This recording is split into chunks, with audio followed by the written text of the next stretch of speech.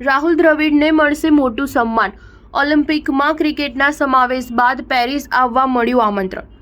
Paris Olympic ટૂંક સમયમાં શરૂ થવા જઈ રહ્યો છે। હવે પછીનો ઓલિમ્પિક રમતોત્સવ 2028માં લોસ એન્જલિસ ખાતે યોજાશે। આ ઓલિમ્પિકમાં ભારતની સૌથી લોકપ્રિય રમત એવી ક્રિકેટનો પણ સમાવેશ કરવામાં આવશે।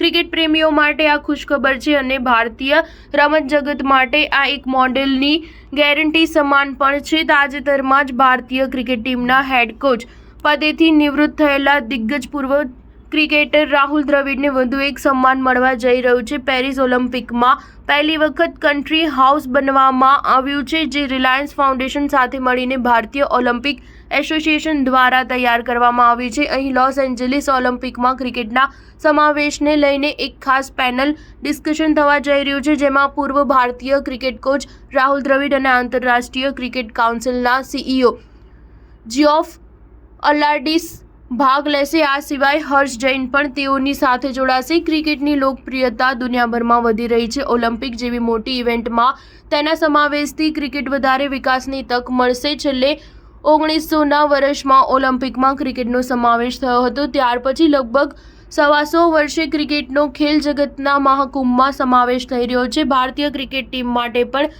આ મોટી તક બની રહેશે। આઈસીસીના સીઈઓ જિયોફે કહ્યું હતું કે ક્રિકેટના વૈશ્વિક વિકાસ માટે અમે સતત પ્રયાસ કરી રહ્યા છીએ। દુનિયાભરના ચાહકોને રમત સુધી લાવવા, ખેલાડીઓને વધુને વધુ તક મળે એ માટે ઓલિમ્પિક જેવા મોટા પ્લેટફોર્મ પર રમતનું સામેલ થવું એક મહત્વનું પગલું છે। સ્ટાર ન્યૂઝ 7 હંમેશા સચ્ચાઈની સાથે।